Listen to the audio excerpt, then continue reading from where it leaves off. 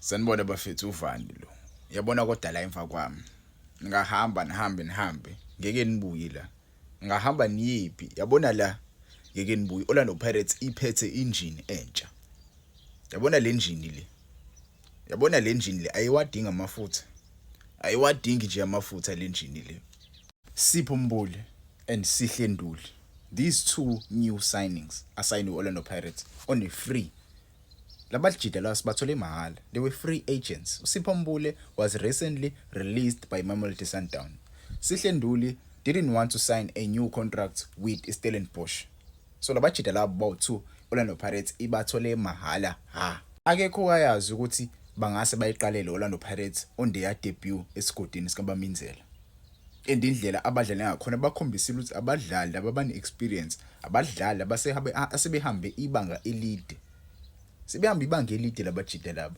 Sihle Nduli bafethu, we saw him last season playing for Stellenbosch. He was really good with their midfield Stellenbosch. They were competing le Africa, playing in the CAF Confederations. We saw Sipho Mbuli ke bafethu, angifuna ukukhuluma ngaye. The guy really did a lot ku career yakhe.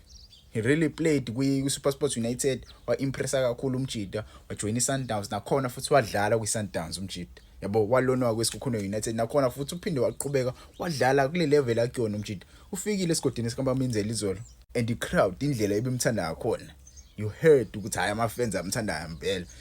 Ade kuthi Wembuli. But beside that indlela umjida acomposed ngakhona ebholeni, indlela ibhola licela ngakhona, indlela bawuthu bengatatazeli ngakhona, it made me wonder ukuthi lama players esinawo, lama midfielders iOrlando Pirates enawo right now, it made me wonder ukuthi kahle la kuzoba nenkinga.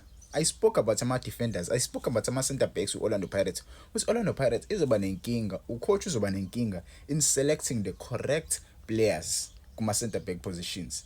Engawuthi naseswini nakhona soba nenkinga, because when you look at our midfielders, we have so many midfielders high quality. Sinama midfielders amaningi high quality. Uma subheka nje ama midfielders asinawo, Makhehleni Makhawula, the midfielder of the season yala season. Right now umjida usanesa injury. Last season he was injured by lo mfana weKaizer Chiefs uDuba. Mase kuba uTalent Mbatha, who is another midfielder. We saw him playing with Makhehleni Makhawula last season.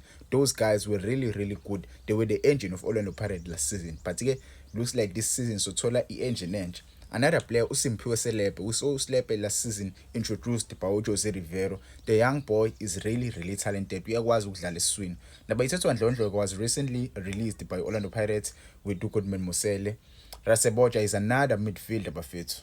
He's another midfielder, but again, right now, usanesa injury. Menikhumbula kahle, the guy was injured last season. He was injured last season.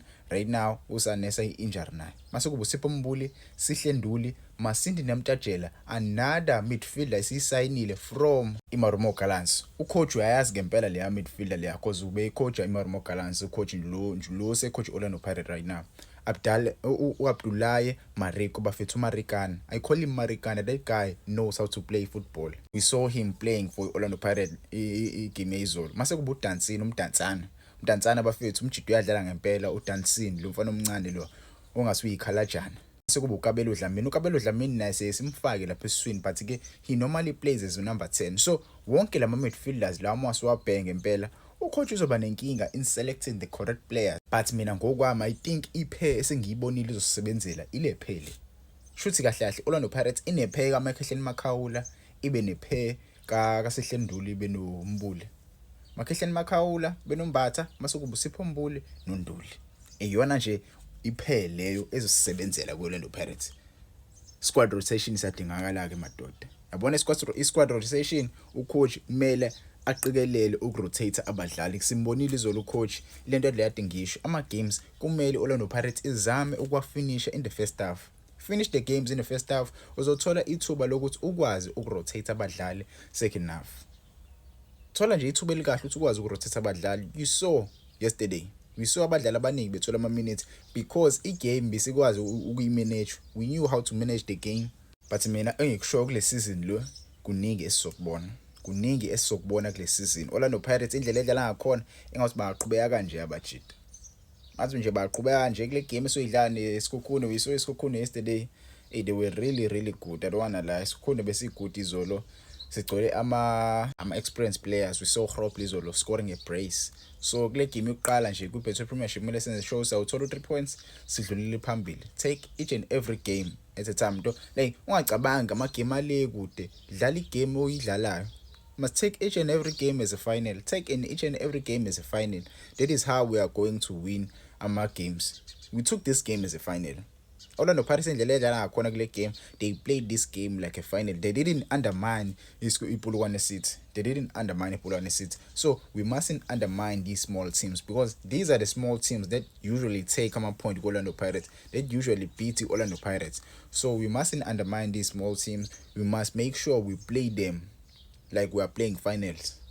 Yabo, lento yoku-undermine ama-team amancane, isibulale kakhulu last season. Manje last season isibulale kakhulu. So mesiqhubeke, ucoach ngiyambona ulungisa amaphutha asho uJose Rivero. Mase nje alungise ngempela amaphutha ebenziwe uJose, singakwazi ukuthi silungise lesizini le.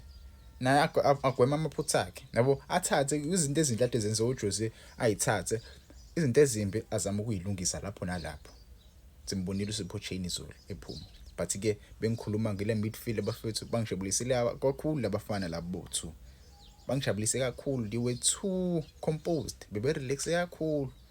Yabo, abawenza amaphutha amaningi. I didn't see any mistake from these guys. They hardly lost the ball in that midfield. When they got the ball, bama ball playing midfielders. Abatatazile. Abayizwi pressure. They don't feel any pressure, these guys. Yabo, asidingi midfielder eluza ibhola eswini. When your midfielders lose balls eswini, that is how you get punished. Amateam amaningi njengo Sundowns, they strive in beating you wenza ama mistakes. They strive in beating you when you wenza ama mistakes. Bakushayela ama mistakes owenzayo. So thina nje wasinama midfielders akwazi ukubamba ibhola eswini kanje. Sokwazi ukuya phambili, sokwazi ukuthi sidle abantu. Sokwazi ukuthi mesiphethe abadlali, nibonile iphasi eshawo sihle nduli eyishayilo Radio Pane bafethu. Nibonele yapho ibisuka in the core of midfield. Iya le iqonde ngqo, ayijiki. Abafethu ngeke. Akhuluma uzokushona ilanga ngeke. Yabo labafana laba hayi ngeke. Basakhona no Dancing. Basakhona no Celeb. Basakhona no Mbatha noma Kehleni Makhawula. Yibo, ngiyaqala ukubona iPirates ecomposed ngalendlela. Ngiyaqala nqa ukubona iPirates ecomposed ngalendlela. Angazi ngempela ngathini. Ngiyaqala nqa ukubona iPirates ecomposed ngalendlela.